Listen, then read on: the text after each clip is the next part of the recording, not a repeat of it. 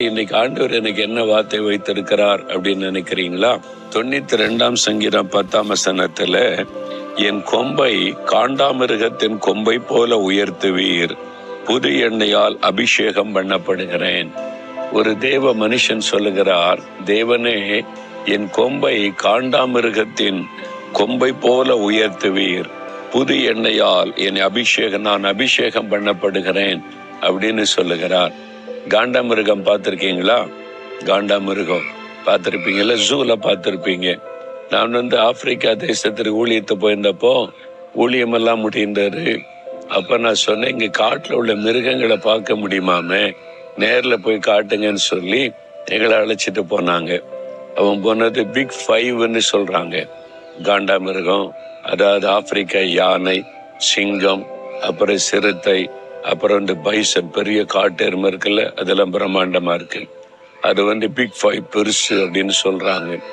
அதுல காண்டாமிருகம். அப்ப எங்களை ஜீப்ல கூட்டிட்டு போனாங்களா, ஒரு இடத்துல பார்த்தா நிறைய காண்டாமிருகம். இந்த காட்டுக்குள்ள நேரடியா பார்க்கும்போது ரொம்ப மகிழ்ச்சியா இருக்குல்ல, த்ரில்லிங்கா இருக்கும்ல. ஜூல ஒரு கூண்டுக்குள்ள பாக்குறது வேற, காட்டுக்குள்ள நடமாடும் போது பாக்குறது வேற.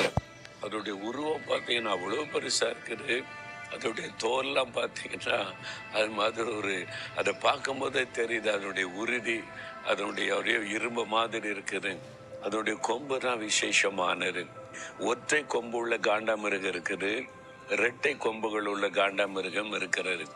காண்டாமிருகத்தின் சிறப்பே அதனுடைய கொம்பு தான். கொம்புக்கு முன்னால எதுவும் நிக்க முடியாது. அந்த கொம்பை வச்சு அது முட்டி தள்ளிடுது. எதுவுமே சிங்கம் கூட அது பக்கத்துல நெருங்க முடியாது. அந்த கொம்புல தூக்கி வீசிரும். அந்த மாதிரி பலன் உள்ளது அந்த கொம்பு. ஆண்டவரே, என் கொம்பையும் காண்டாமிருகத்தின் கொம்பை போல உயர்த்துவீர் என்று பக்தன் சொல்லுகிறான். அப்ப ஒரு பலன், ஒரு வல்லமை, ஆண்டவர் என்னை நீர் உயர்த்துவீர் என்பதாக நீங்கள் அப்படி ஜெபம் பண்ணினா தேவன் அந்த பலனை தருவார். எப்படி தருவார்? உங்களுடைய அந்த அபிஷேகம், புது எண்ணெயால் அபிஷேகம் பண்ணப்படுகிறேன். அந்த அபிஷேகம் தான் அந்த கொம்பு. அந்த அபிஷேகம் தான் நம்முடைய பலன்.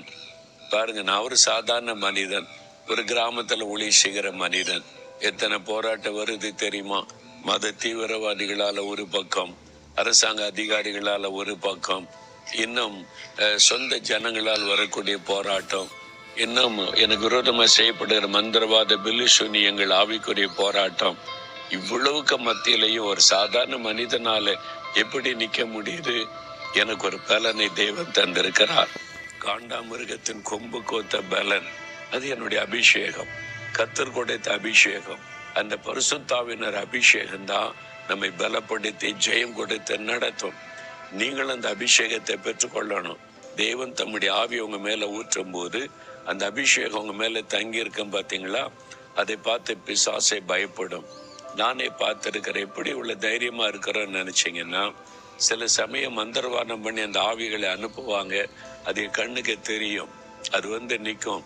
அப்ப நான் சொல்லுவேன், பிசாசே, நீ என்னை தொட முடியாது, நான் கர்த்தரால் அபிஷேகம் பண்ணப்பட்டவன். அந்த வார்த்தை கேட்ட உடனே பிசாசு நடுங்கும். என்ன பிசாசு ஈஸியா தொட்டரலாம், சேதப்படுத்திடலாம். ஆனா என் மீது இருக்கிற அபிஷேகம் என்னை பாதுகாக்கிறது. அந்த அபிஷேகத்தை வைத்துதான் கர்த்தர் பலன் கொடுத்து நடத்துகிறார்.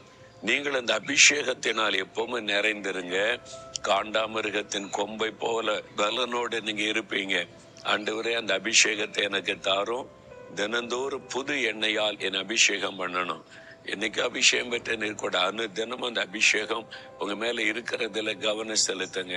அப்படியே ஜெபம் பண்ணுங்க. ஆண்டவரே, காண்டாமிருகத்து கொம்பு கோத்த பலனை எனக்கு தருகிறேன். உம்முடைய அபிஷேகம் என் மேல தங்கட்டும். அந்த அபிஷேகத்தினால் என்னை நிரப்பும். பரிசுத்தாவியானவர் என் மேல தங்கியிருந்து என்னை வழி நடத்தும். இந்த நாள்ல நாங்கள் ஜெயம் பெற்றவனாய் முன்னேறி செல்ல அந்த அபிஷேகம் பலன் தருகிறதற்காய் ஸ்தோத்திரம், ஸ்தோத்திரம். இயேசுவின் நாமத்தில் ஜெபிக்கிறோம் பிதாவே. ஆமேன், ஆமேன்.